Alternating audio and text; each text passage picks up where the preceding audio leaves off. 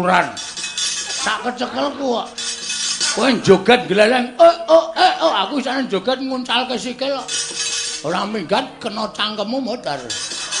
Wah, edan musuh wong buruk. Mungsuh wong buruk. Dursasana dasar para nyata. Mrene arep ngopo kowe? Nglabrak wong-wong Karang Kadempel. Ora minggat bumi angus Karang Kadempel. Berarti arep ngerusak Karang Kadempel. Dasar para nyata. Sing betengi Bagong. Lho. Ayo sing gagah akeh, sing digdaya akeh. Petruk kon tekan kene. Aku nek mungsuh kowe tak idake modar. Kowe tak gajole ambyar sirahmu. Aku mau musuh wong ringkih kaya kowe. Musuh ya sing gagah-gagah sisan. Musuh ya sing digdaya sisan. Musuh kowe nggo ngopo? Dur, ngopo? Kowe aja sok ngembe karo wong. Aku ki arep kok iki wong digdaya selama dadi Bagong. Aku maling durung tau konangan. Lah kok kowe ngece karo aku? Kene ra wong limpat ora bakal kelakon to. Sing dadi nyatane. Lho, nyatane piye? Kowe apa aku sing modal nang kene? Wah, iblis larat. Ora minggat pecah sirahmu. Nya, lho. Ngopo kok nya? Lho, kowe ngopo mau muni piye? Pecah sirahmu. Nya. Nya pecah, guys. Iki 3 tahun tak pecah dhewe ora tau iso pecah. Nya pecah, guys. Setan ora. Ayo kendeli ngono kuwi disumbari pecah sirahmu kok melayu berarti jireh. Nek sumbari pecah sirahmu dulungke sirahe berarti cah kendel. Pecah sirahmu ya guys. Kowe wani wong ngene iki lho karuan wani nek aku sing muni pecah sirahmu dur, kowe mesti mak tratap ngono.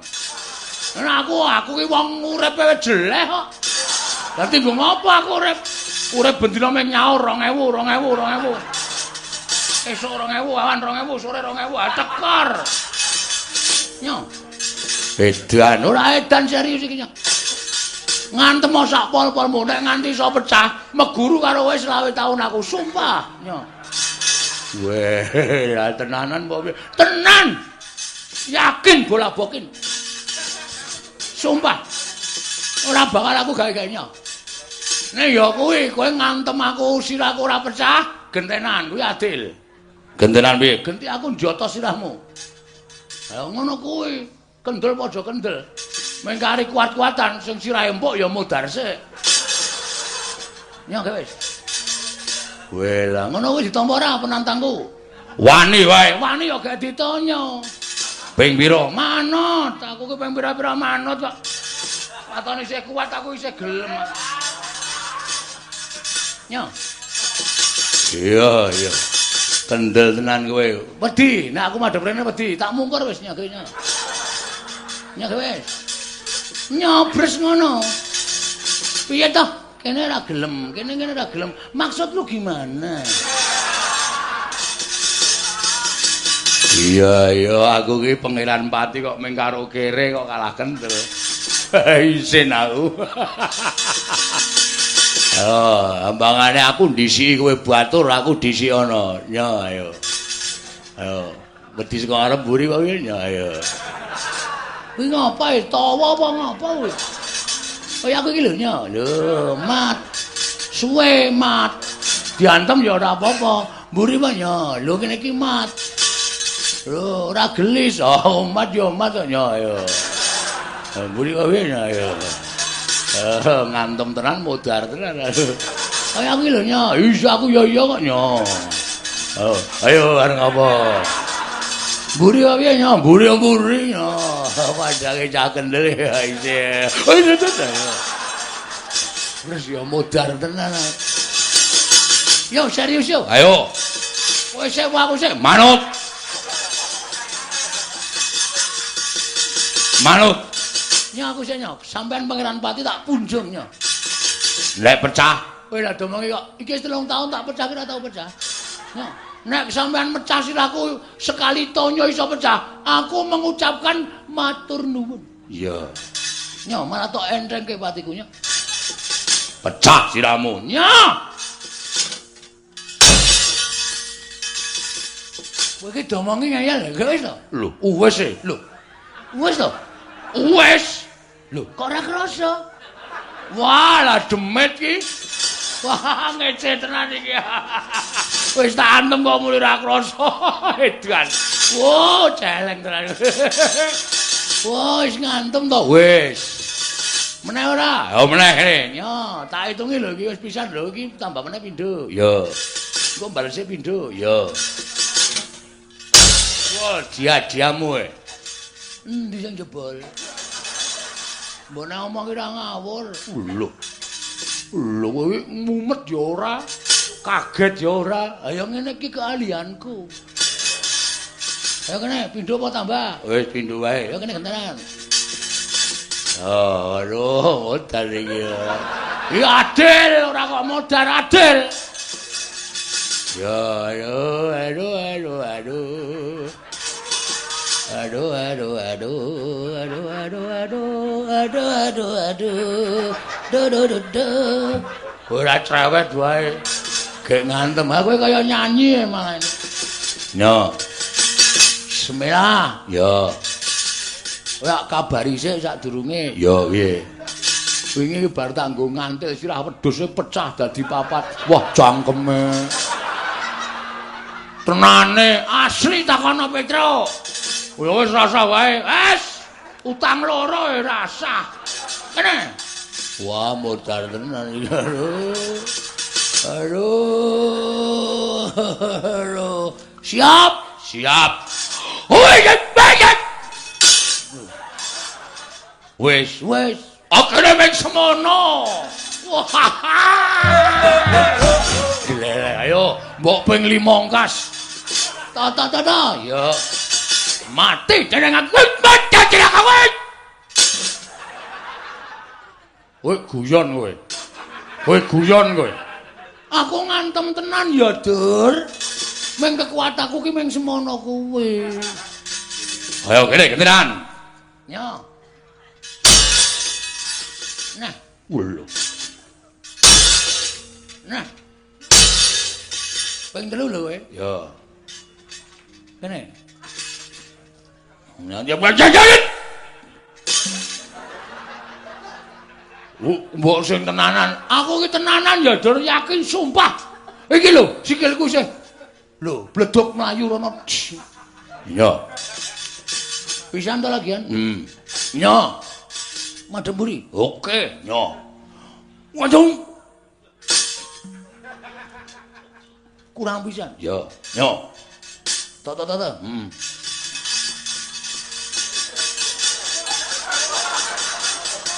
Ayo, sak banter-bantermu. Hop!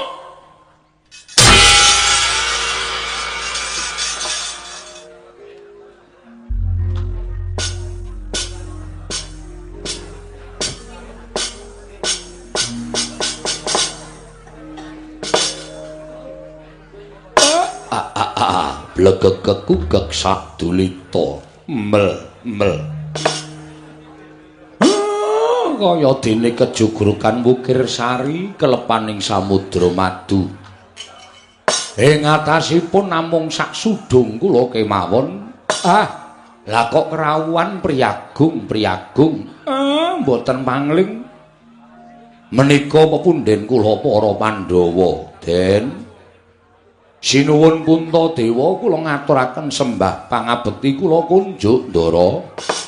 Iya. Kakang Semar ndak tampa tiba sepadha-padha Kakang. Mung salam taklimku wae katur ngersaning Kakang Nayantaka. Nggih kula tampi.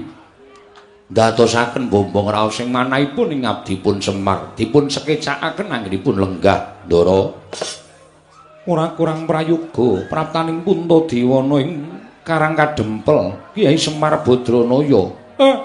Ndara Werkudara wilujeng, Den. Wah.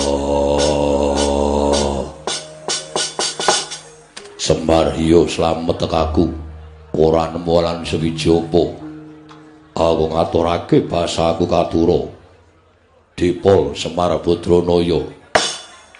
Kula tampi ndadosaken bombong raos sing manahipun ing abdipun Semar. Ndara Janaka kula ngaturaken bekti kula kunjuk nggih, Den. Iya, Kakang Semar ndak tampa. ora liwat tiba sepadha-padha Kakang Nayantaka. Nggih, dipun prayogekaken anggenipun lenggah. Iya Kakang Semar kaya ora kurang prayoga. Ndara nekula sedewa bekti kula kunjuk Ndara. Iya Kakang Semar ndak tampa. Ora liwat tiba sepadha-padha. Kakang Semar ndak tampa tiba sepadha-padha. Aku ngaturake salam taklim pukatur Kakang Nayantaka. Kula pundi nggo jimat paripe dayanana ing kasantosan. Sami dipun sekecakaken anggenipun lenggah. Nala Gareng Petruk, apa dene anakku Bagong? Aja ninggal tata krama dole. Ngaturna sembah kelawan bendaramu ing katemben rawuh iki Nala Gareng Petruk, apa dene kowe Bagong? Sinuwun Darma Kusuma kula ngaturaken bekti kula kunjuk nggih Den. Ya Nala Gareng ndak tampa. Ora liwat pangestuku Tampanana Panakawan kula pundi nggo jimat dayanana ing kasantosan. Ndara Werkudara bekti kula katur. Yo, Nala Gareng ndak tampa pangestuku Tampanana. Nggih. Kula pundi Ndara Janaka bekti kula nggih Den. Ya Nala Gareng ndak tampa pangestuku Tampanana. Kula pundi nggo jimat paripe. Ndara Nakula Sedewa bekti kula kunjuk. Ya Nala Gareng ndak tampa. Nala Gareng ndak tampa pangestuku Tampanana Nala Gareng. Lho niki sangat anggen kawula dadosaken jimat. Dipun sekecakaken anggenipun sami lenggah wonten ing Datlaya Prada utawa ing Karang Kadempel mriki. Ya Nala Gareng ku ya wis ora kurang kepenak praptaku Panakawan. Sinuwun Prabu Darma Kusuma, Ndara Werkudara bekti kula nggih Den. Ya Petruk ndak tampa. Ya Petruk ndak tampa. Ndara Janaka, Ndara Nakula Sedewa bekti kula. Ya Petruk ndak tampa. Ora liwat pangestuku Tampanana. Petruk tak tampa pangestuku Tampanana. Panakawan Petruk tak tampa pangestuku Tampanana. Kula pundi nggo jimat paripe dayanana ing kasantosan. Dipun sekecakaken anggenipun sami lenggah. Ya Panakawan kaya wis ora kurang prayoga. Ya Petruk kaya wis ora kurang kepenak praptaku ning Karang Kadempel. Nuwun sewu Ndara Puntadewa, Ndara Werkudara bekti kula kunjung nggih Den. Iya Bagong ndak tampa pangestuku Tampanana. Ya Bagong ndak tampa pangestuku Tampanana. Ndara Janaka, Ndara Nakula Sedewa bekti kula kunjuk. Iya Bagong ndak tampa. Ya Panagawan Bagong tak tampa. Panagawan Bagong tak tampa pangestuku Tampanana. Kula pundi nggo jimat paripe dayanana ing kasantosan dipun sekecakipun anggenipun sami lenggah. Iya Bagong kaya wis ora kurang kepenak. Iya Bagong kaya wis ora kurang kepenak. Praptaku ning Karang Kadempel. Nuwun sewu Ndara. Kaget raosing manah kula. Mboten kanthi kanyana-nyana ing atasipun namung sak sudung kula kemawon. Namung sak papanipun Semar. Lah kok kerawuhan para priyagung sami kepareng rawuh wonten ing Karang Kadempel. Ndara. Menawi kula nandhang kalepatan dosa menapa ing badhe kula sandhang, kula mboten badhe suwala. Waton wonten dasar kalepatan kula. Upami rawuhipun ndika sedaya menika namung badhe paring ganjaran dhateng Semar, lelabuhan apa sing pun kula lakoni. Den, keparing abdi pun Badranaya cumadung dawuh Ndara. Kakang Semar, kula wonten dawuh.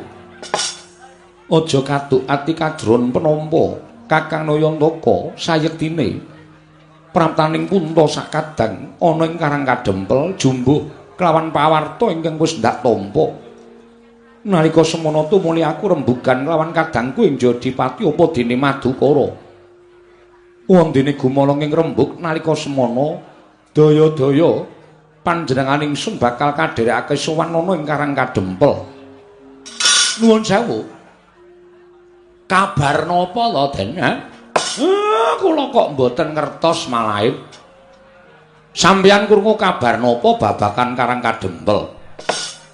Pawarta saindenging jagat wis padha prisa.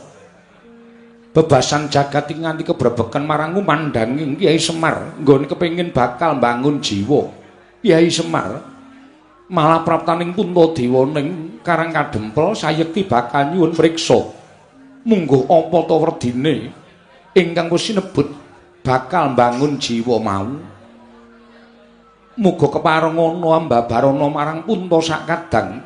Upama Kakang Semar bakal paring ilmu, upama Kakang Nayantaka bakal paring pewarah, Puntadewa sakadang ora bakal keri nedya nyadhong timbalaning Kyai Nayantaka saha yen to dikeparengake sawetara wektu Punta sakadang bakal mapan ana ing Karang Kadempel sinambi ngenteni sabdaning Kyai Semar mbok menawa bisa wuwuh undhak ing kawruh bisa mundhak ngelmuning para Pandhawa krana nggone Kyai Semar nedya mbangun jiwa iki mau Kyai Semar Kyai Nayantaka Hendra ingkang puspitorum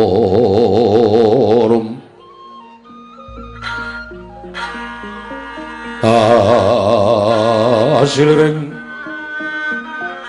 samirana mrih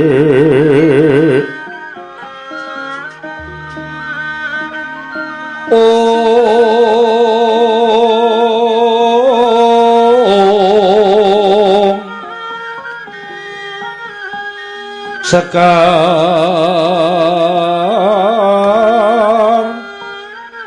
kadung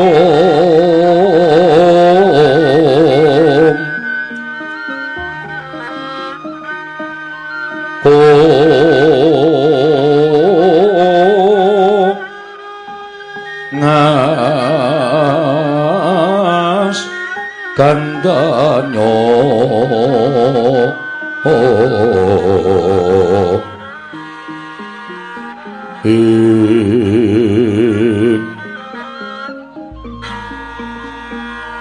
maweraras retnaning driya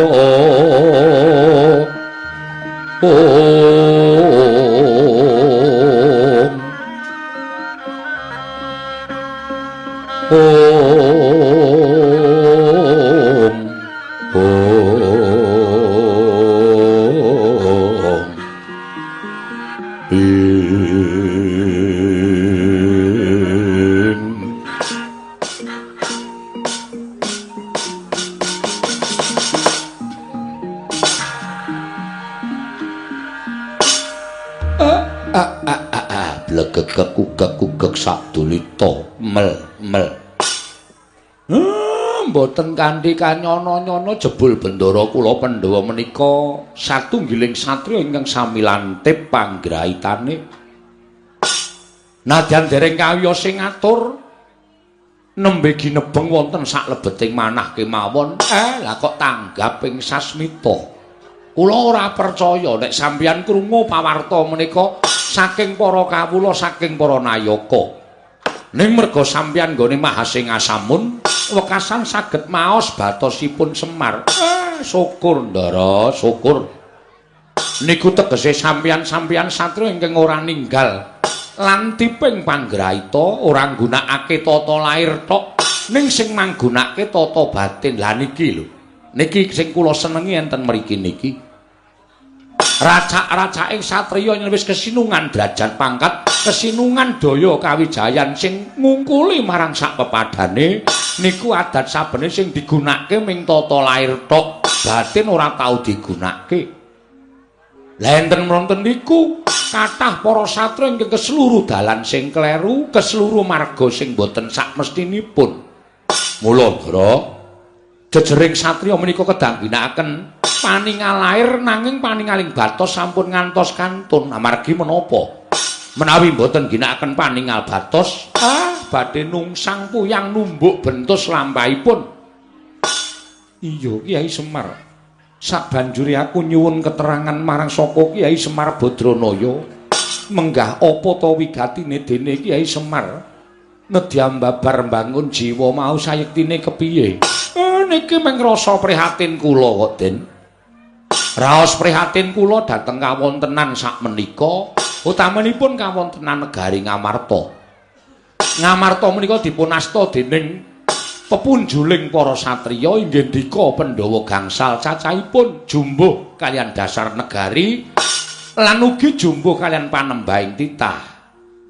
Iya Kyai Semar. Ning nuwun sewu. Beciking Narapraja kok mboten dipun kanteni kalian beciking para kawula cobi to.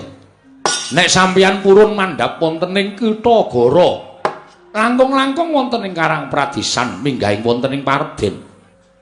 Negari Ngamarta sakmenika sampun beda kalian negari Ngamarta ingkang riyin lho Den.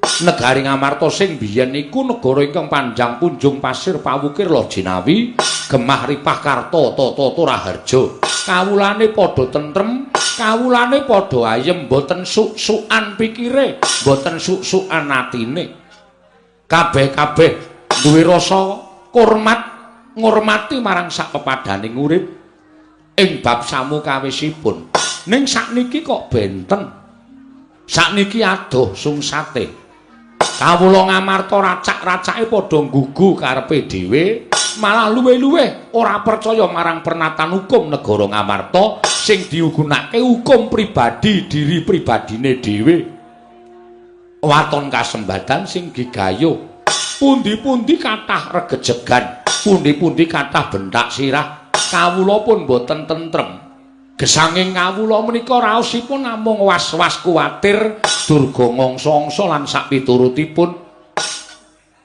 kawontenan ingkang mekaten menika kala wau nuwuhaken tandha prihatos saklebeting manah kula tumuli kula kepengin bangun jiwanipun para kawula supados wangsul minangka dados jejering kawula negari Ngamarta ingkang pitados kalian pranataning hukum lan pitados kalian menapa ingkang dados gegebeganipun negari Ngamarta.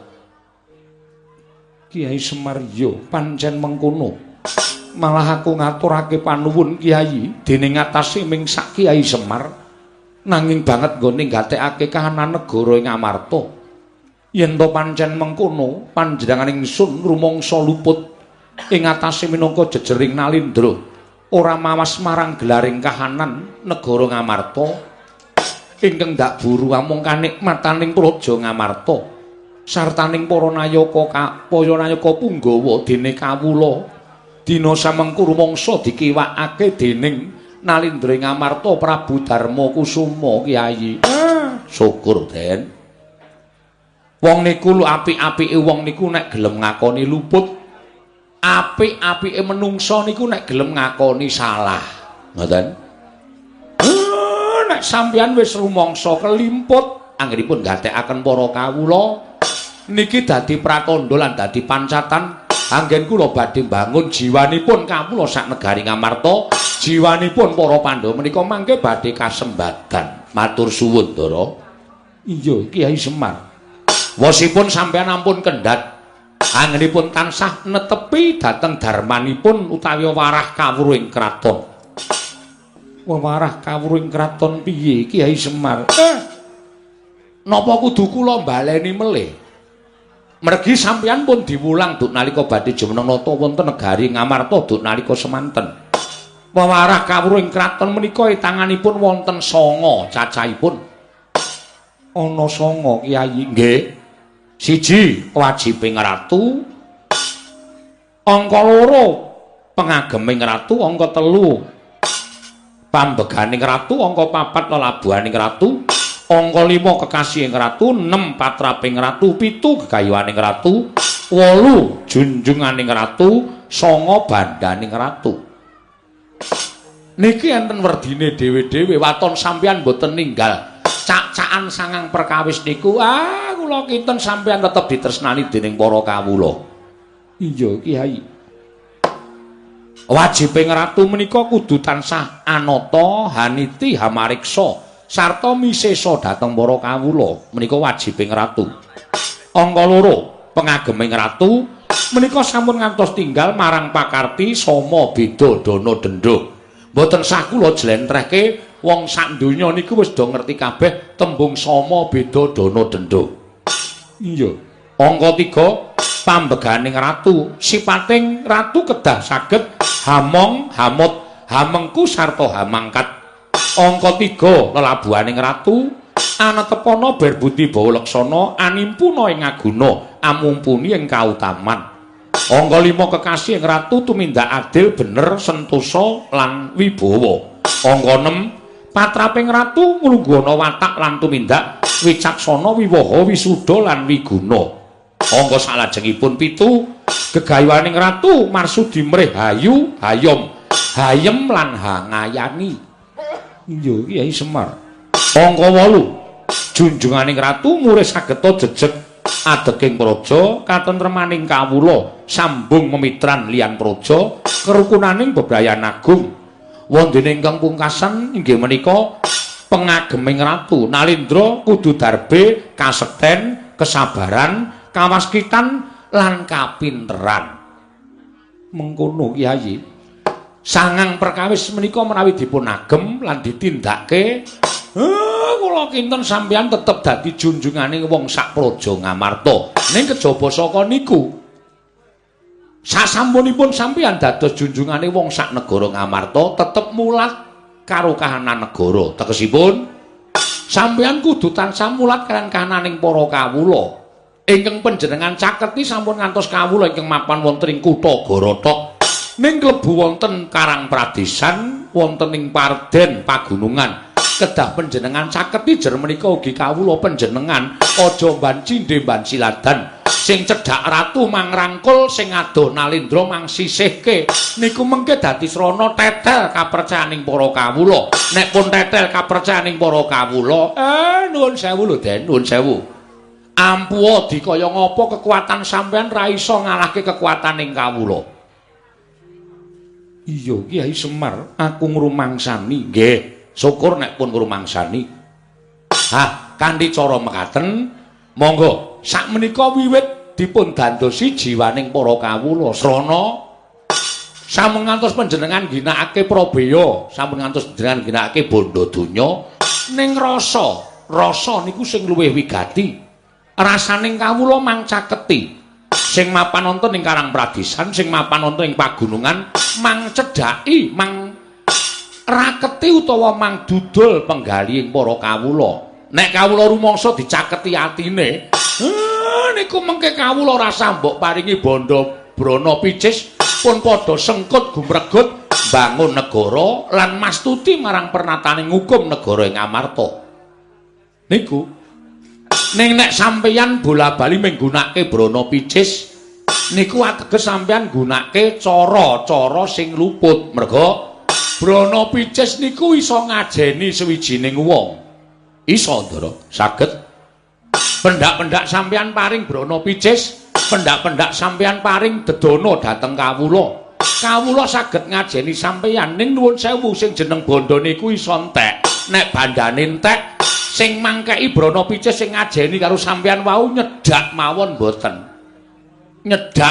mboten sampeyan iso ngitung pira cacahe rewang sampeyan iso ngitung pira cacahe rowang sampeyan mitra sampeyan iku nek sampeyan cilik lara gedhe tekaning pati niku lagi iso ditonton pira cacahe kanca sampeyan sing tilik karo sing layat pun niku tok iya mengkono Kyai nggih mula dadi satriya niku utawa dadi Nalindra niku wajibe kudu loro dinggoni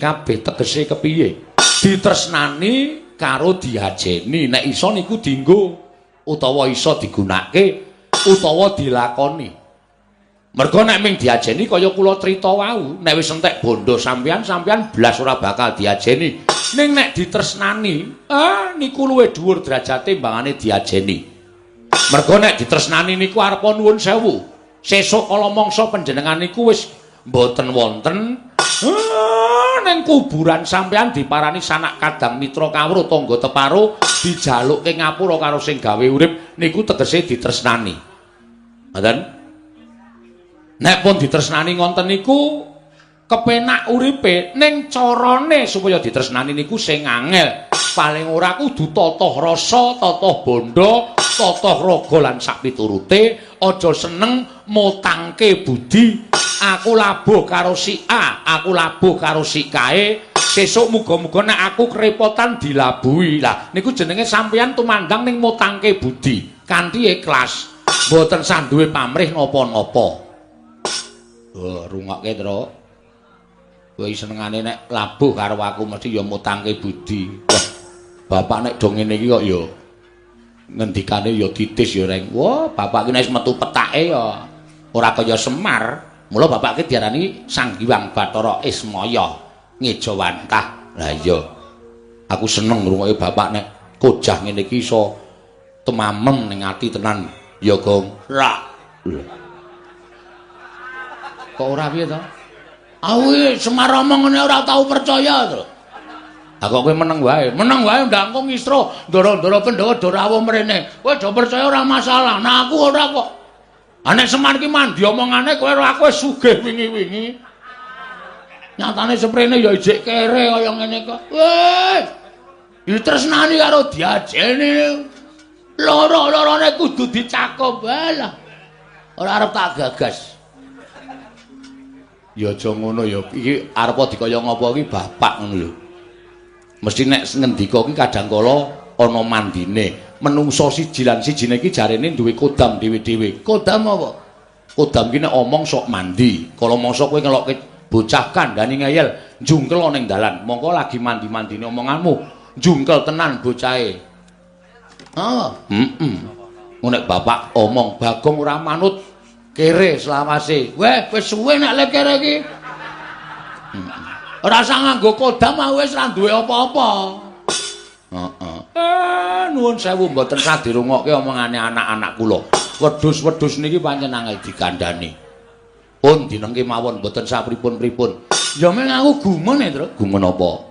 Ndara-ndara Pandhawa ya do meneng kabeh dingendikani bapak. Bapak omong werna-werna Ndara Puntadewa ya ndungklu, Ndara Werkudara ya nduk. Ndara Werkudara kok gek turu, Tru. Ora. Kok merem mripate?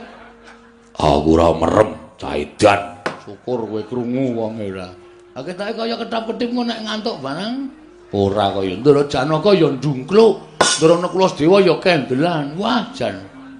ayo Iki bapak ndek niat apa to, Tru? bangun jiwa. Bangun jiwane sapa? Bangun jiwane kawula sak negara Ngamarta bapak iki prihatin kawula Ngamarta saiki rusak kahanane, ora tentrem, ora ayem. Lho, kowe ngerti to sok maca Quran perkara dit 10.000 nganti paten-patenan, perkara dit 20.000 nganti paten-patenan. Ha kuwi bapak sedih, kok kawula kok ora tentrem, kok ora duwe rasa semanak antara siji lan sijine. Mula bapak pengin bangun jiwaning para kawula. Oh, ayo wis. Ya muga-muga sukses. Ayo. Ya meng nek dandani aku sing ora iso. Mergane wis tak paido. Nek meng Semar ki ora bakal tak gugu. Ora arep dandani dapurmu aku. Modar ya sakarepmu. Kandhani wong tuwa senengane ngeyel.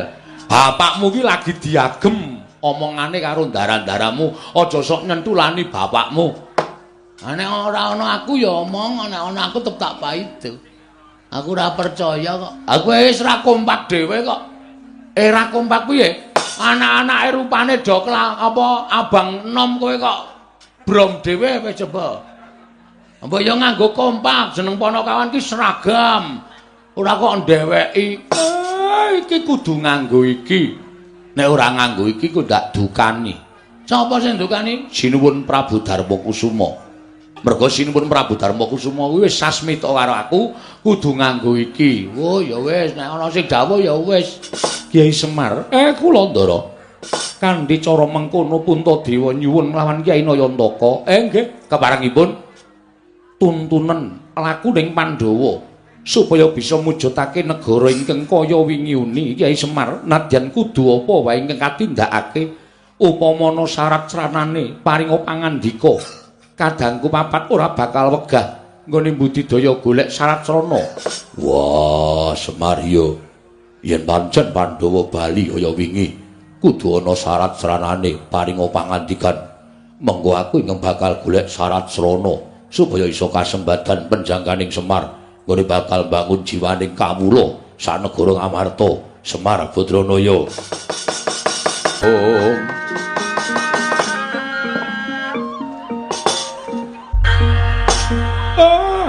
damel kaget raos sing manahipun ing abdipun Semar. Lah menika rak mboten mangling penembahan Durna ing Saka 5 penembahan. Kula ngaturaken sembah pangabekti kula kunjuk penembahan. Gondhok lekuduk suwaru gembol Semorante wela. Ya Semar kowe ngaturke bekti karo aku wis tak tampa ora liwat pangestuku tanpa ana ya Semar. Nggih kula pundi nggo jimat paribe. Dayanana ing kasantosan. Kalian sinten? Mboten pangling Rekyana Patih Sengkuni. Iya Semar aku ingkang prapta ning Karang Kadempel Semar. Syukur-syukur Regyanapati. Bekti kula kunjuk nggih Regyanapati. Iya Semar ndak tampa. Pangestuku Tampanana. Bapa Penemban Durna, kula ngaturaken bekti kula kunjuk Penemban. Oh. Anak Prabu Ngamarta menika. Inggih Bapa Penemban. Oh inggih nggih. Kula tampi malah kaget raos manehipun ing Bapa ing Sukalima dene panjenenganipun Nak Prabu Ngamarta sampun keparang rawuh wonten ing Karang Kadempel. Sampun sawetawis Bapa Penemban. Oh nggih syukur-syukur nggih, syukur. Dipun sekecaken anggenipun lenggah. Bapa Durna kula aturi sekeca anggenipun lenggah. Oh nggih sampun boten kirang prayogi. Paman Arya Sengkuni kula ngaturaken bekti kula kunjuk. Kula tampi dawah sami-sami nggih anak Prabu Durna bapakku. Aku ngaturake basaku katura. Oh, Werkudara anakku wong gagah. Tak tampa Werkudara pangestune bapak Tampanana ya nang ya lik ya ngger. Yo, ndak gegem dadiake jimat. Bapa Penemban bekti kula kunjuk. Oh, Janaka ya nang kene. Inggih. Syukur-syukur Janaka. Kula ngaturaken bekti Bapa Penemban. Tak tampa pangestune bapakmu Sukalima Tampanana ya Janaka. Kula pundhingga jimat paripin dayana ing kasantosan. Paman Patih Harya Sengkuni bekti kula kan kunjuk. Kula tampi nggih dawah sami-sami. Nala Gareng Petruk Bagong ngaturna sembah karo Begawan Durna. Waduh. Ngimpi apa kowe, Mir? Ngimpi apa? Ha kok ora kanthi kanyono-nyono ming omahmu kok kerawuhan priyagung-priyagung ya, Tru? Heeh. Ndara Puntadewa, Ndara Werkudara, Ndara Janaka, Ndara Klasdewa. Durung nganti rampung lipada rembugan. Iki rawuh meneh priyayi luhur Begawan Durna. Lho, apa ora gleleng? Aku dhewe ora ngerti lah kok padha ting gruduk ning Karang Kadempel. Bekti kula Penemban. Oh, Nala Gareng tak tampa, pangestuku Tampanana ya Nala Gareng. Kula pundhingga jimat paripin dayana ning kasantosan. Regyanapati Sengkuni bekti kula kunjuk. Iya Nala Gareng tak tampa. Pangestuku Tampanana. Bekti kula katur Penemban. Oh, Petruk tak tampa. Pangestuku Tampanana ya Panakawan. Kula pundhingga jimat. Regyanapati Sengkuni bekti kula kunjuk. Iya Petruk tak tampa. Pangestuku Tampanana. Gong, ngaturke bekti ora? Karo sapa? Begawan Durna rawuh ngono. Lho. Ha kok ora kanthi kanyono-nyono. Kula ngaturaken bekti kula kunjuk nggih Begawan Durna. Ndeng Durna. Ya Bagong, pangestuku Tampanana Bagong. Kula pundi nggo jimat paripe. Sinten ingkang nderekaken Adipati Harya Sengkuni? Wah, Regyanapati Sengkuni bekti kula kunjuk Rekyana. Iya Bagong ndak tampa pangestuku Tampanana. Nun nggih sangat anggen. Kawula mundi dadosaken jimat. Dipun sekecakaken anggenipun sami lenggah. Oh ya Bagong wis ora kurang kepenak, Truk. Dayoh akeh kaya ngene kok tanpa metu wedange Semar iki. Ayo engko tawanana. Nuwun sewu Penemban Durna ngunjuk menapa? Loh. Apa kira-kira kowe kuat nyuguh aku? Aku piyayi, kowe men kawula. Ing atase kawula kok nyuguh karo piyayi. Girilusi jalma tan kena kinira. Ampun sok ngembe karo wong. Kula niku arep kaya ngene nek mengko nyuguh sampean nggih. Iso. Oh ya syukur-syukur dienggo tamba ngelak Bagong wis sakarepmu. Sakwenehmu bakal tak tampa kanthi lega-legawaning ati. Ning kudu milih tek teng mriki. Teh. Napa kopi? Loh, ya nek aku nek yaene iki senengane kopi. Kopi 7.000. Oh, didol. Nyuguh kok didol. Gulane ya tuku padake. Nek purun pahit ireng pulon pahit ning kula campur lemah. Hus. Aja edan kowe. Pendhita kok sapenake dhewe ora ngomong. Ngene ya Semar. Nggih, pripun Penemban? Aja kaget, aku prapta ning Karang Kadempel. Nggih. Nadyan radi kaget nanging gandeng sampun paring pangandikan pun lega ati kula. Oh iya. Ngene. Sejatine aku prapta ning Karang Kadempel mau yekti mung njumbuhake pekabaran ingkang sebenarnya mbok bakul sinambiwara. Pawarta binandunging Karna. Apa pancen kepara nyata yen to kowe bakal duwe gawe Semar? Sing nyebarke sapa iki? Lah kok dadi Ndara Pandhawa ya pirsa, Ndara-ndara Kungastina ya pirsa. nala garing apa kowe kandha-kandha tangga teparo? Mboten niku. Petruk kowe tangga teparo tok kandhani apa piye kok nganti tekan dindi? Mboten, Pak. Kula nek didhawuhi ora kandha sapa-sapa ya ora kandha sapa-sapa. Bagong apa kowe kandha sapa-sapa? Ora, Pak. Mbok sumpah. Ming ratan gedhe tak nehi plakat gedhe banget. Semar arep mbangun jiwa. Membutuhkan dana secepatnya ngono ya, Tru. Bagong pancen cah ngeyel tenan ya. Kowe ayo mbok menawa sing nyumbang barang. Anjir arep nampani. Aku. Oh, tok nggo apa? Tak nggo ngeramik omahku kae. Oh, keramik omah yo Semar sik dibutuhke ora. Sampean kok preso? Loh, Semar kuwi wong kondang. Arep apa kowe derajate ngaceplek? Arep apa kowe wong loro saudon telu saurupan? Kowe iki ming Panakawan. Nuwun sewu kasarane kowe iki ming batur. Ning saben-saben kowe duwe gawe, jagat iki persasat nganti keberbegen marang ngumandangi Semar Badranaya. Nggih, nggih. Apa pancen kepara nyata yen to kowe bakal duwe gawe ya kuwi mbangun jiwa. Nggih. Niku ming lagi niat kok. Ming lagi karep. Durun kula tekake sedya. Ming lagi karep, lagi kula nam-nam enten ati ning kok kula kaget.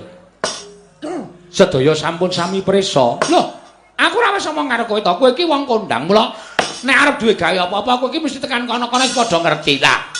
Dene apa to sababe aku sowan ning Karang Kadempel iki mau pancen diutus dening Sinuwun Prabu Duryudana. Supaya aku sowan ning Karang Kadempel. Wigatine ora ana lali kejobamu. Apa yang dadi sediamu mau pancen apik, pancen becik Semar. Pancen apik. Kowe iki jejering pamong, kowe iki jejering titah ingkang anyalira Jawata, ya kuwi Sang Hyang Bathara Ismaya. Mula yen to kowe kepengin bakal bangun jiwa. Mula yen to kowe kepengin bakal bangun jiwa mau, pancen wis satrepe, pancen wis bener, pancen wis pas. Ya mong ngene ya Semar, kersane anak Prabu Duryudana nggonmu bakal mbabar ngelmu mau ora dikeparangake ning Karang Kadempel, ning dikeparangake ana ing negara Ngastina. Mula praptaku ning Karang Kadempel iki, mula praptaku ning Karang Kadempel iki. Ingkang wigati supaya mboyong marang kowe prapteng negara Ngastina. Kowe mengko ning kono diunggahke ning mimbar. Sawise kuwi terus kowe kojah supaya iso mbangun jiwaning para Sata Kurawa. Kanthi cara mengkono supaya Kurawa iso didandani jiwa ragane supaya bali marang pakarti ingkang sarwa becik lan apik Semar. Nggih. Matur sembah nuwun tanpa pepindhan. Dene amung sak karep kula kok. Sinuwun Ngastina ngantos kados mekaten. Ning nuwun sewu. Kula niku ora arep kojah, kula niku ora arep wewarah dhateng sinten kemawon. Kula niku ora arep ngumbar ngelmu utawa menehi ngelmu napa-napa kemawon. Kula niki wong sekeng, kula wong ora duwe, kula wong melarat. Ngelmu kula ya mung ngelmu celimen kemawon. Napa to sababe kula ajeng bangun jiwa niku kula kok ora bangun jiwane wong sak donya niku mboten. Kekuatan kula niku sepinten. Nek kula mbangun jiwane wong sak donya, ming sak Semar kok ajeng bangun jagat niku terus kula napa ngembari panguwasaning Gusti ngakarya jagat. Mboten ajeng. Sing kula karepke mbangun jiwa niku kula pengin bangun negara Ngamarta jer. Karang Kadempel menika kebawah keperintah negara Ngamarta. Mula sing kula penke nggih negara Ngamarta. Dados nek Begawan Donorawuh meniki kalian Prakyana Patih Sengkuni pengin boyong dhateng Semar Badranaya, kula kok kon bangun jiwane Kurawa niku sing ajeng kula bangun nggih napa to Bi?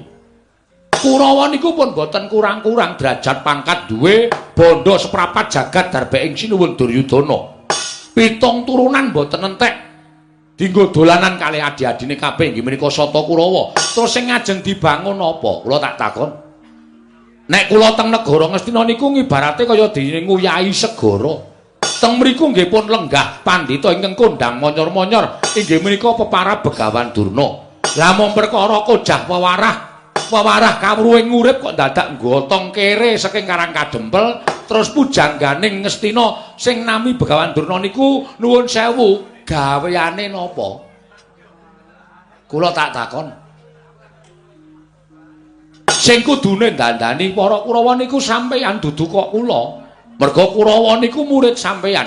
Kurawa niku siswa sampeyan. Anane siswa kok ora apik, murite kok ora becik. Lah niku sing ditutuh ya gurune. Piye le mulang muruk karo murite? Ngoten. Ampun kok kula sing dandani. Sing gawe dudu kula kok sing dandani kula. Niku nek carane wewangunan utawa carane omah sing gawe dudu kula, sing dandani kula. Mengke usuke kurang gedhe, renge kecupeten. Mboten iso dadi dipasangi gendeng ya ora apik. Ngoten. Nek sing damel sampeyan sing dandani ya kudu sampeyan. Mula nuwun sewu. Niat kula mengajeng dandan-dandan negara Ngamarta. Sakliyane niku dudu tanggung jawab kula. Semar niku wong kekuatane winates, ora kaya sing gawe jagat, ora kaya Gusti, ora kaya dewa. Kula niku sanes dewa, kula mung titah sewantah. Ngoten? Mula nek Begawan Durna rawuh mriki ajeng boyong Semar, nuwun sewu kula mboten saged. Kula dereng saged. Mergi siji niku dudu kewajiban kula, loro kula mboten iso pripun-pripun mangke nek tekan negara Ngastina. Malah kula iso disoraki dening para kawula sak negara Ngastina. Wong ilmu kula niku mung ilmu celimen. Ngelmu kula niku mung ilmu cethek. Ngelmu kula niku dudu kawruh kapanditan, dudu kawruh kabrahmanan, luwih-luwih dudu kawruh kadewatan. Mila Den, Ndara kula Begawan Durna kula nyuwun pangapunten menawi jengandika Penemban Durna rawuh wonten ing papan mriki.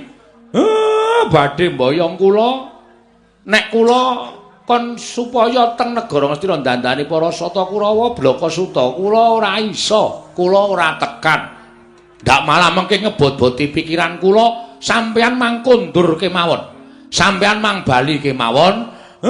Mang matur kalih Sinuwun Prabu Duryudana, nek niku dudu gawean kula. Kula tak ngrampungke lek kula dandan-dandan negara Ngamarta riyin, Ndara.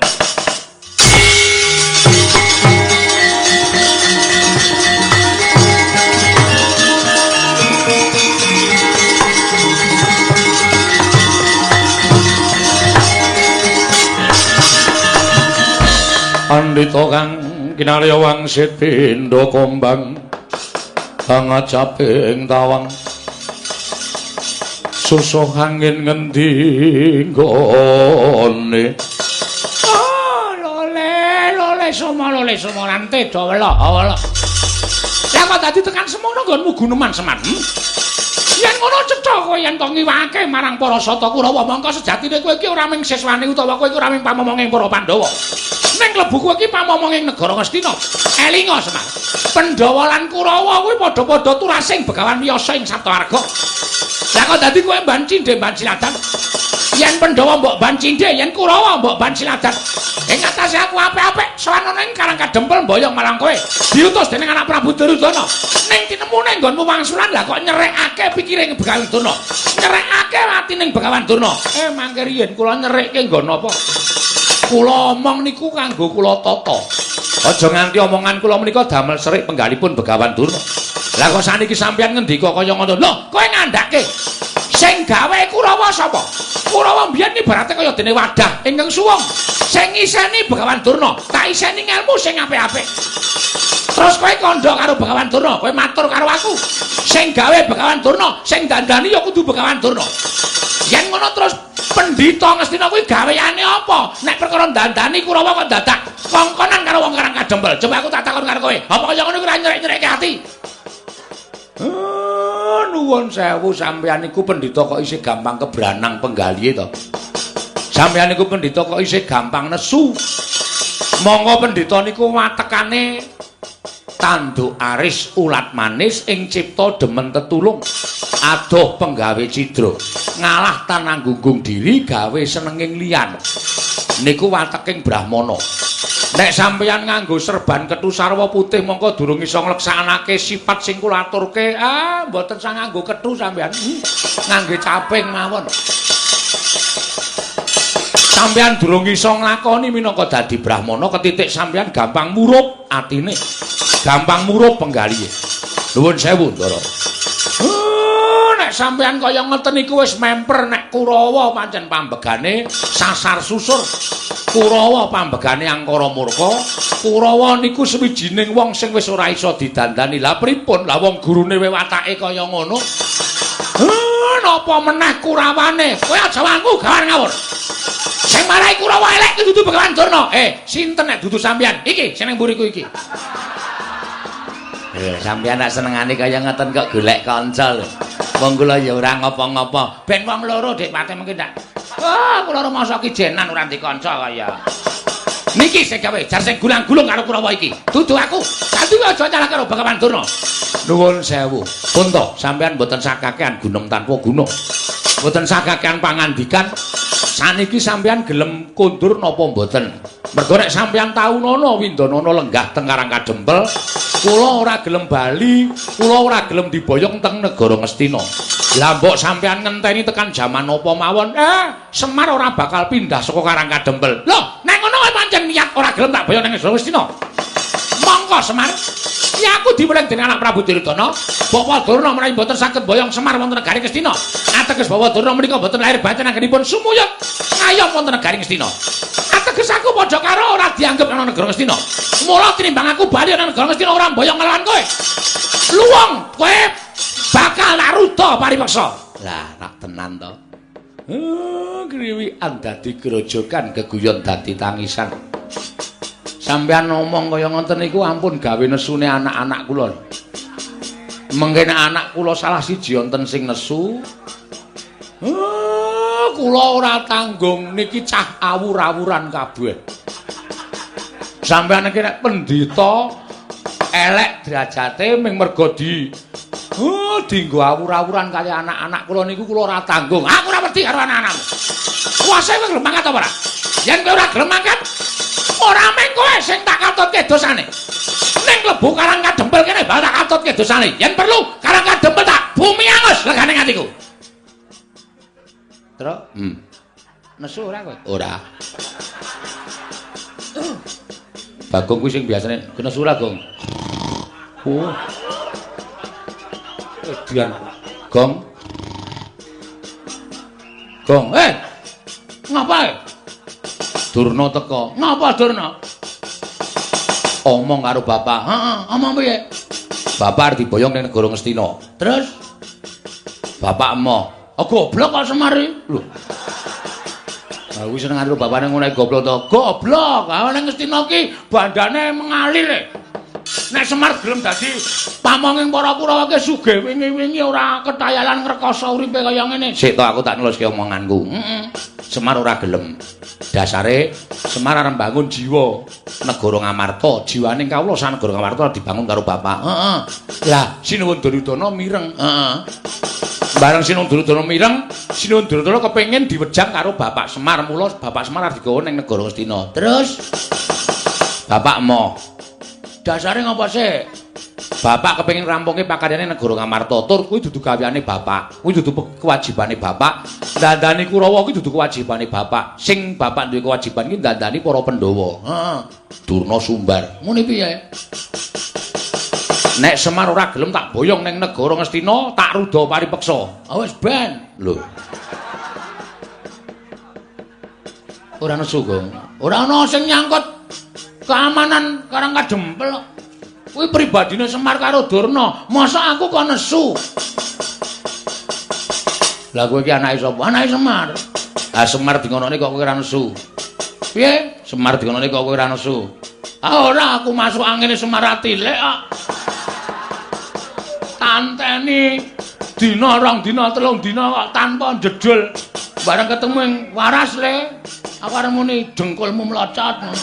Ora tegel bapak kowe.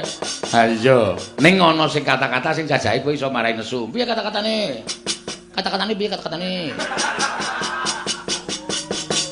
Ngene iki. Piye? Semar, nek kowe ora gelem tak boyong ning negara Ngastina, aja ming kowe ning kawula sak Karang Kadempel tak katutke. Maksude karo kawula Karang Kadempel diboyong kabeh? Ora. Kawula sak Karang Kadempel arep di bumi angus. Hah? Arep di bumi angus. Bumi angus iki apake, Tru? Ha iki omongan karo wong goblok SDM rendah ki ngene iki.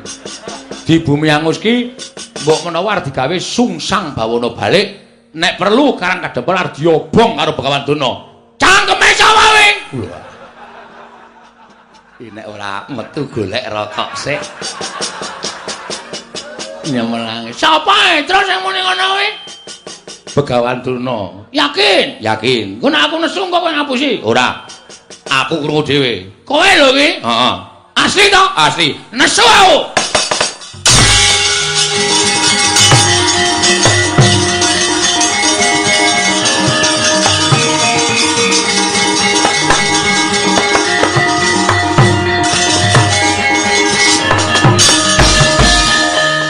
Nun sewu penemban kula ajeng nyuwun prisa. Heeh, kowe takon apa? Sampeyan wae omong nek ajeng bumi angus negara utawa Karang Kadempel. Heeh, niki nocoke omongane Petro daripada kula wis kebacut nesu kula dapusi Petro. Lah kula isin. Nek pancen nyata niki mungsuhe dudu sapa-sapa ning kula, sampeyan kudune ngerti. Dina Senin Demben kula niku dilantik dadi ketua pemuda Karang Kadempel. Dadi nek sampean ngrasani ketentremaning Karang Kadempel niku padha karo sampean ngilani jajane Bagong. Ngandel ora. Anakku nesu. Aku nesu ora mbelani kowe aja GR. Mbelani sapa? Mbelani bumi utah getih kowak. Karang Kadempel ki bumi kelahiranku. Karang Kadempel ki bumi utah getihku. Aku jejer putra bumi. Nek ana wong sing arep gawe cintrakaning bumi kelahiranku, sedumuk bathuk sing nyari bumi. Ora nyawang sapa-sapa aku. Arep kuwi aja kok menungso. Dewa medhon aku ora wedi. Oh, cangkeme kebablasen kuwi. Mun ana dewa medhun tenan. Wah, aku tratapan ya, Truk. Ora to ya, ora. Ya wis ora dewa wis. Anjur wedi ora. Aja kok menungso, demit aku ora wedi. Wo sidane demit sidane. Ora dewa, nyemelangi enak dewa. Mun nek medun tenan, Bagong jabut nyawamu. Mudar tenan aku. Loh, saiki karepmu piye? Loh, saiki kula manut karo sampean.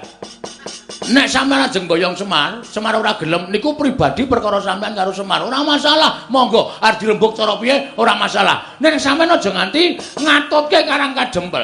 Ngono. Aja nganti ngatutke Karang Kadempel. Semar kuwi kami tuaning Karang Kadempel. Ha sing do ngakoni. Lho, kowe ora ngakoni bapakmu kami tuaning Karang Kadempel.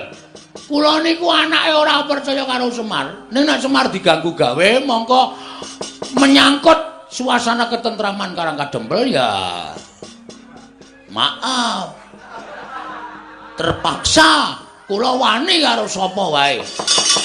Yen ngono kowe wani karo Begawan Durna. Lho, ameng kowe kok dur.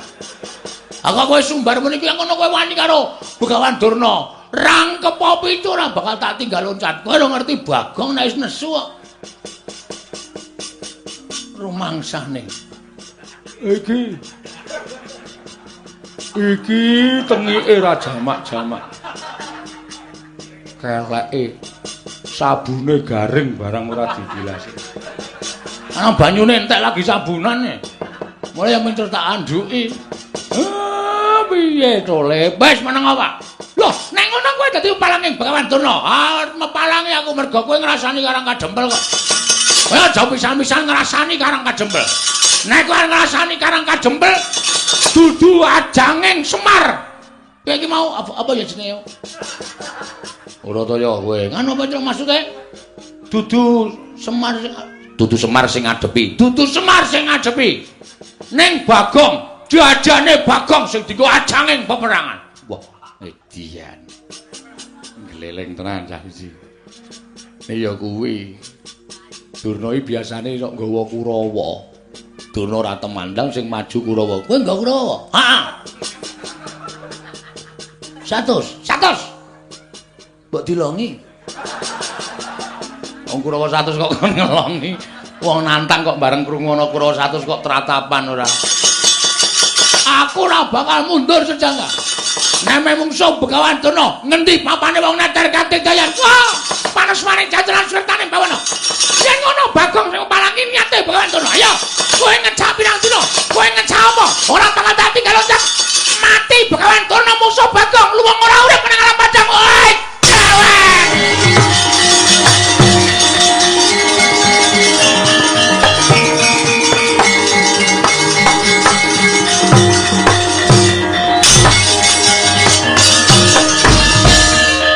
Kowe kancane Durna.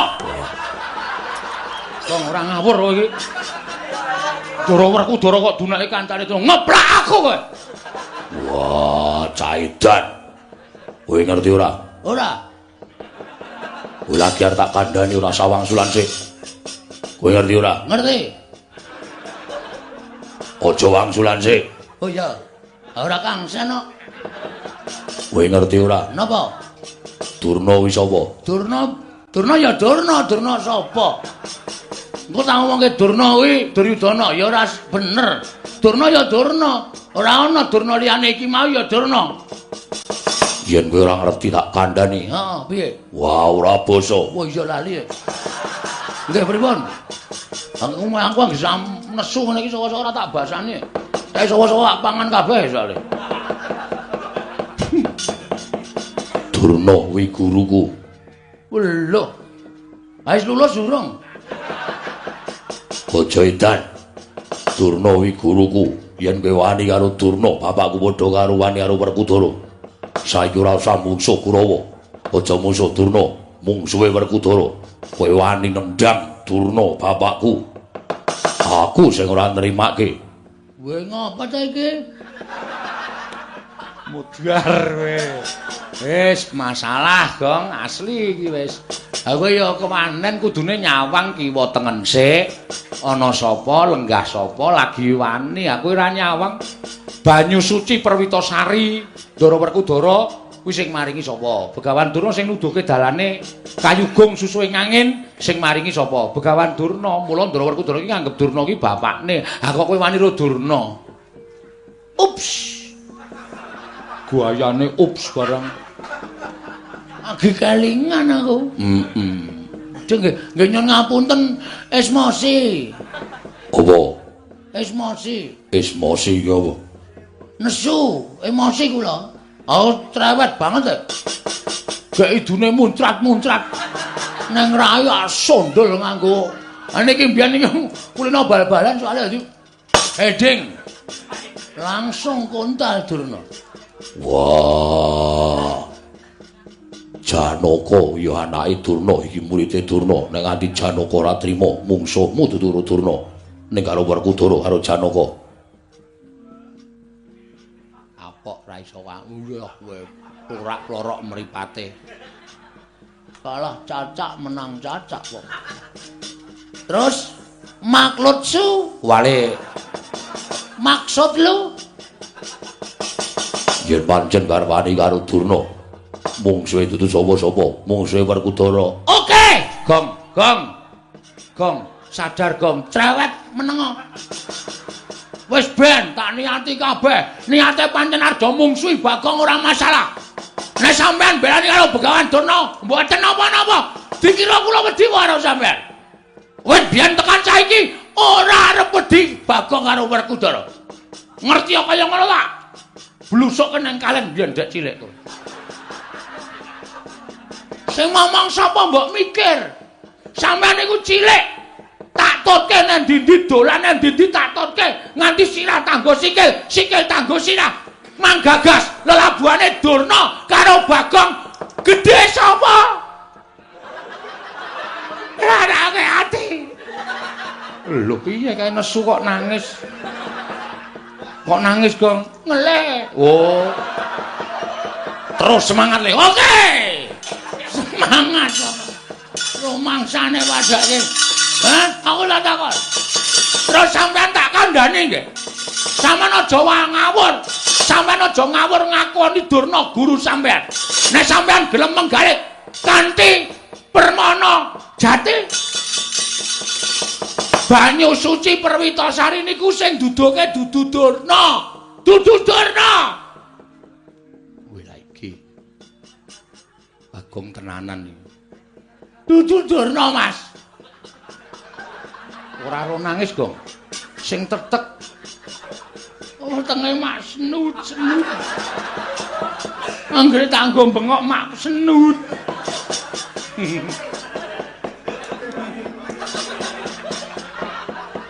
Pokokan sambel e, Tru. Jangan apa-apa ana lomboke kabeh.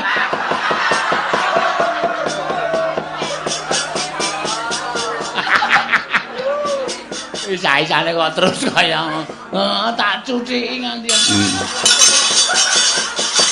Banyu suci Perwitasari niki merga apa? Kepercaya sampeyan karo Begawan Durna. Apa-apa niku nek dilambari percaya mesti bakal ketekan sedane. Nek sampeyan ora percaya, mang takon karo Patih Sengkuni. Durna ngomongi ning Gunung Candramuka, ning Guwa Sigrangga, ning Alas Tik Brasara, sampeyan ketemu karo Bathara Bayu, karo Bathara Indra. Entuk inggih menika Kyai Bargawastra, ya ta? Ha. Kuwi mbiyen jane Durna ora nunduke papane, ning Durna kepengin ndlomprongke sampeyan teng juranging pepati, ning merga sampeyan percaya ora tekaning pati, malah entuk nugraha. 1. Wah. Bagong kok ngerti ya? Ngerti wae. Angka 2. Sampeyan arep dipateni karo wong Astina. Srana arep dicemplungke teng segara. Karo Begawan Durna. Ning merga sampeyan percaya karo Begawan Durna. Sampeyan teng segara ora mati malah ketemu karo Sang Mahardi Kengrat. Ya Sang Ruci Bathara. Sampeyan entuk tirta pawitra mahaning suci, ngelmu kasampurnan, manjing suruping pati, sastra cetha paripurning wangsit. Edian. Bagong kok kaya ngono lho. S2 e. Waduh. Cah cerdas e padake. Nyepelekke. Niku kabeh mergo sampean percaya, ora kok Durna sing duduhi. Ha kok seprene sampean sing duwe kapercayan, nek sampean iki sing duduke Durna, salah, Bung. Bung pait. Dhuwur ngambung kisor gede. Oh, tante. Ngawur. Ha. Munia saiki. Munia, apa kabeh lelabuhane Durna? Mboten. Ora, Durna iki ora duwe ngelmu, kapinteran, Durna iki ora duwe ngelmu, kawaskitan, Durna iki dudu dununging wahyu. Ning Durna niku gurune wong perang. Nika gurune wong perang tok til. Ora ana kawruh napa-napa. Nek sampeyan le mulang perang Durna, kula lagi percaya. Nek tirta pawitra maning suci kok saka Begawan Durna, itu bohong besar. Ewadene sampeyan durung percaya lan masih sanksi dengan kata-kata. Bagong, silakan naik ke Mahkamah Konstitusi.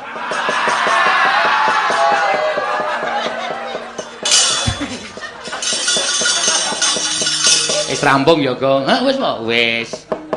Oh, muni ana iki. Kowe kok ngerti saka sapa? Iki apa?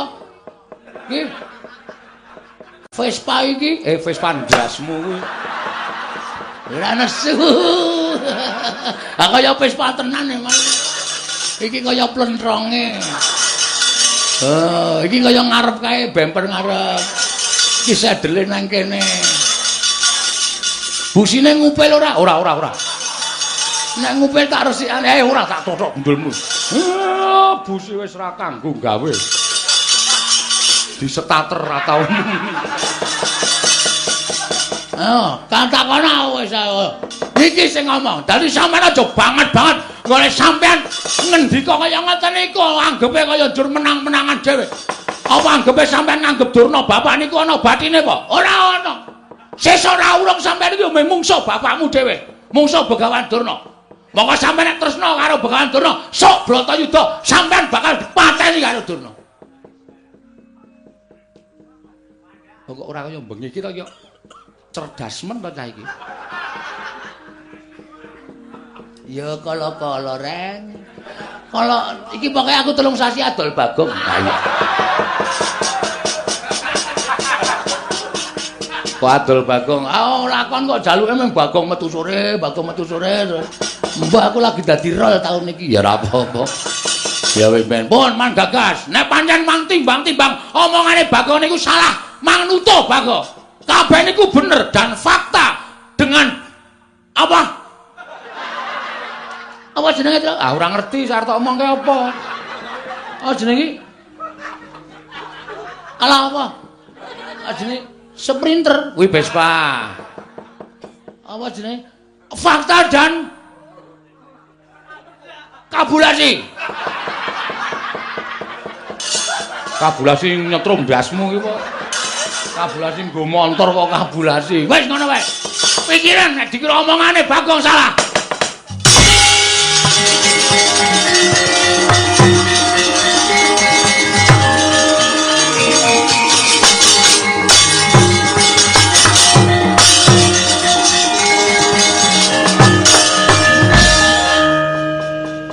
Bagong, Nun, aku sing nyuwunke ngapura Werkudara ya, Bagong.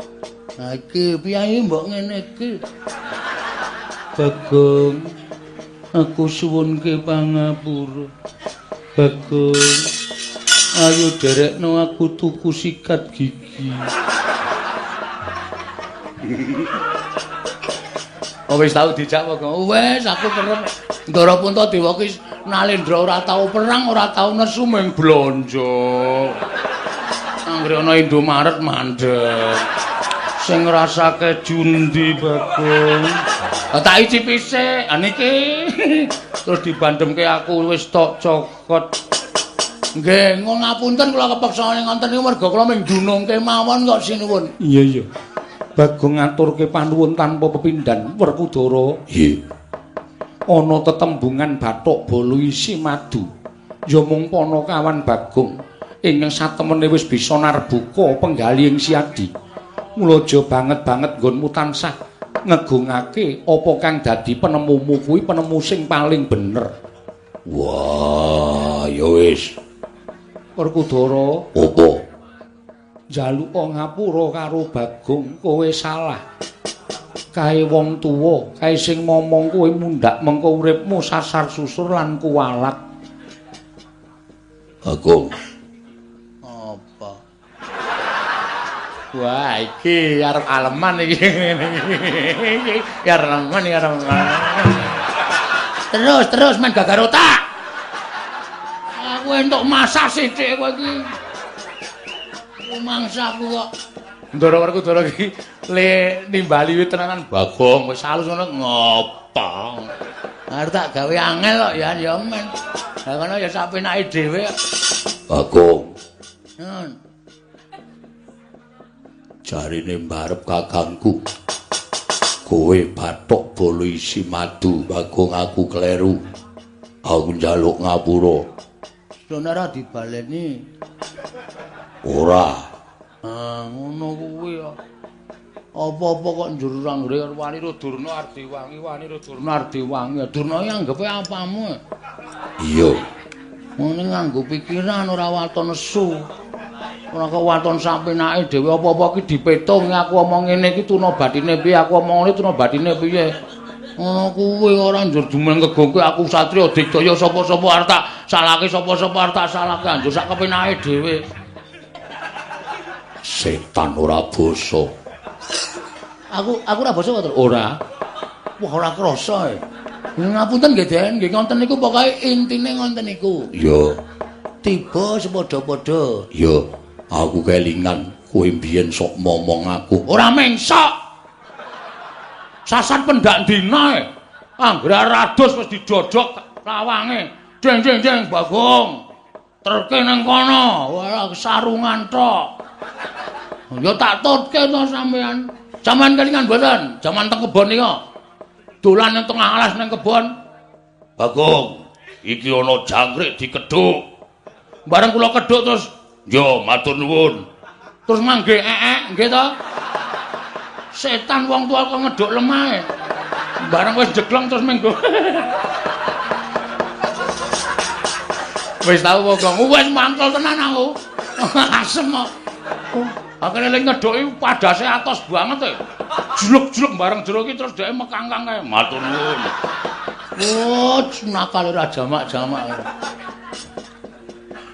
Lha ngapura. Kelingan to? Kelingan. Asem ya. tak eling-eling seprene. Iya. Ah wonten niku labuhan kula. Iya. Bago. Nun, Aku njaluk ngapura. nggih mboten dados menapa. Iya. No memori ora karo Ndara Janaka kok. Hah? Ana memori ora karo Ndara Janaka? Ora. Kae rak senengane roman ta, Tru. Mbok biyen yange sapa aku ora ngerti. Ketemu yange iki gandeng ning tengah sawah iki do tetenguk ning galengan kae. Mongko galengane kuwi kalen garing. Ndara Janaka ya santai aja cilik mbiyen baguse ora Jawa-Jawa. Wong wedok anggere ketemu Ndara Janaka terus ngrangkul terus do jak tenguk-tenguk ning nggon kalen garing kuwi. Gejlike tak buka. Dadi wong do jagongan tak lepi.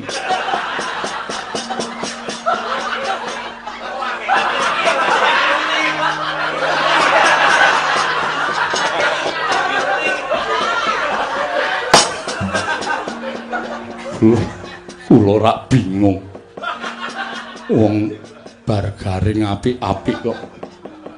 Jare kula kemproh. Jebul gejlike dibuka Bagong. Wonge keplok-keplok saka dhuwur.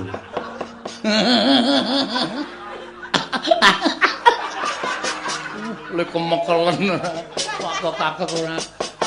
Ngaten mawon, Gus. Iya, piye? Kula nyuwun Gandeng Semar niku sediane apik. Iya. Kula njaluk karo sampean. Apa, Bagong? Kurawa disingkirke. Wah, Werkudara aja selak. yo aku sing nyingkirke Kurawa. Ndara Janaka Kurawa singkirke nggih, Den. Iya, Bagong aja kuwatir. Ning kowe aja meneng wae, kowe ya temandang. Oh siap, Pak. Oke.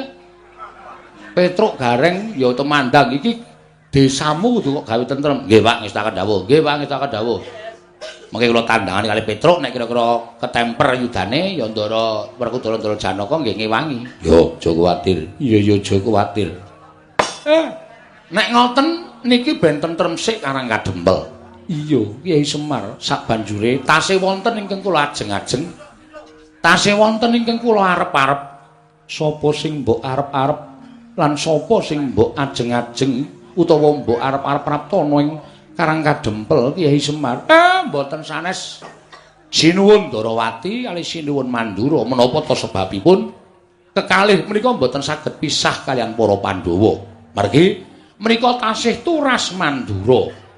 Menika ugi wonten sambung darah kalian para Pandhawa. Mila mangke kula badhe jangkepaken Pandhawa lan sederek-sederekipun sedayanipun menawi sampun jangkep nembe kula wiwiti jinurung kali ndara-ndara kula Pandhawa anggenipun bangun jiwa. Ya to Semar yen to pancen mengkon aku mung kari manut.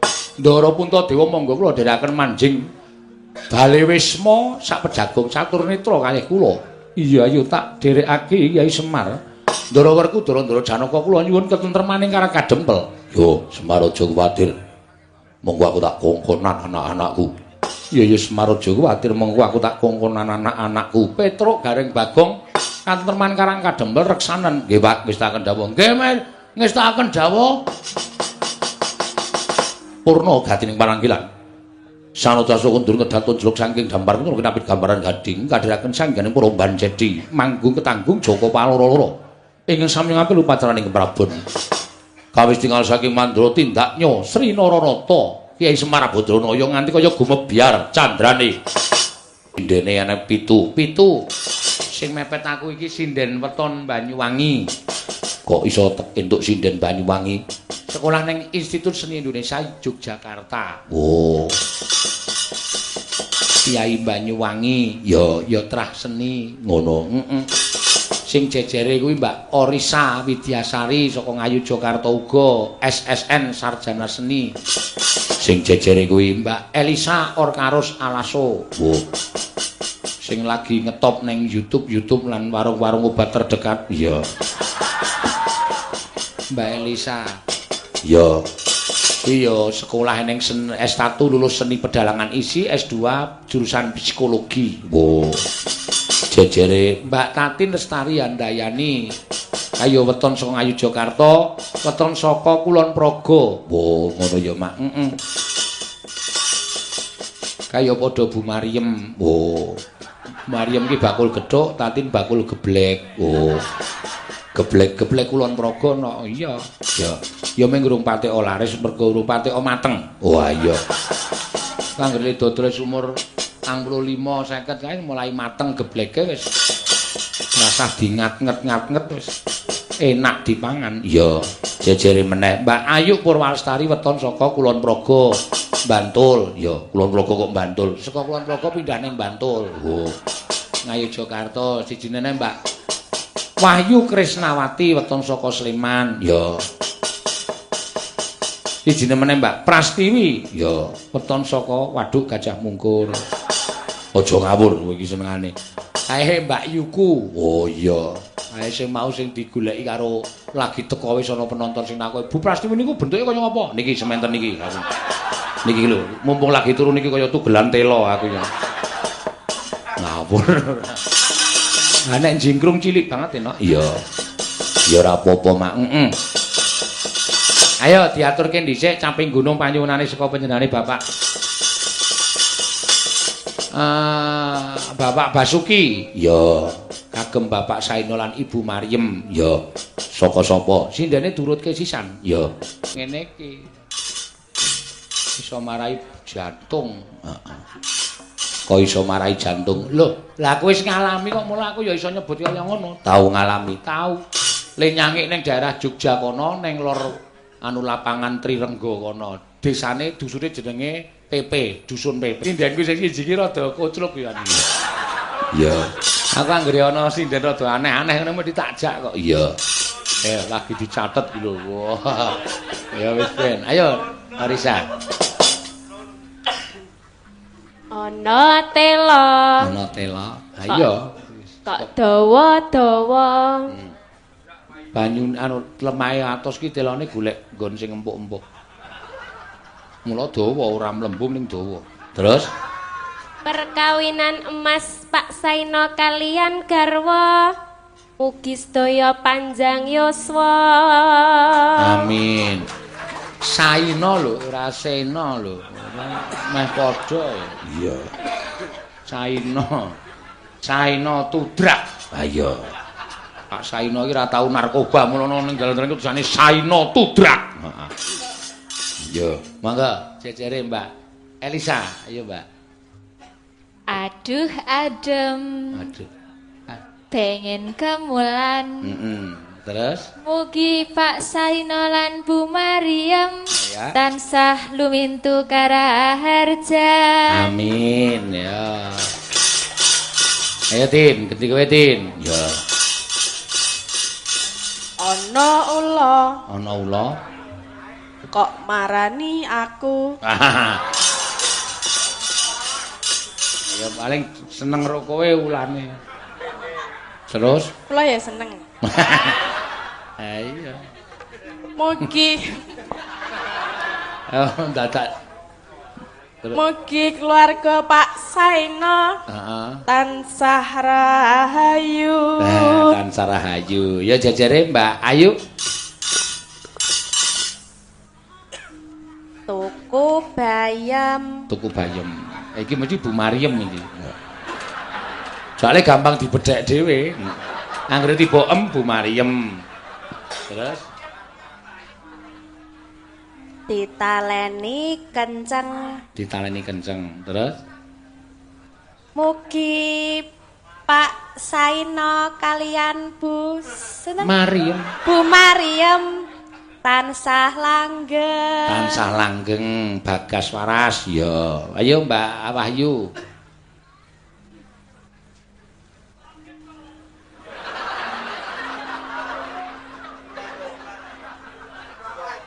Ya. Nek ning parangku sumo. Heeh. Sangu peyem. Mugi-mugi Pak Saeno tansah tresna kalih Bu Maryam. Ya. Iki paling laris bayem iki no. Ya. Kok nganggo kalimat liyane ngono lho, ra iso mingkem upamane.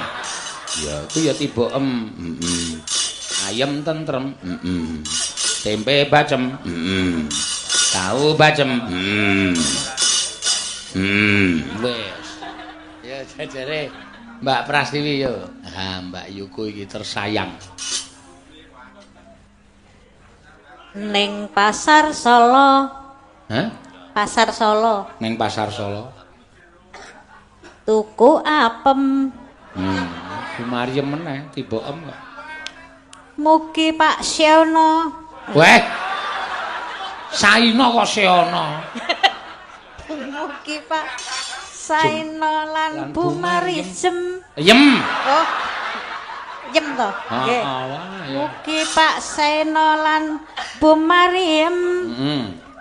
Tansah langgeng tekan pupute ing yuswa.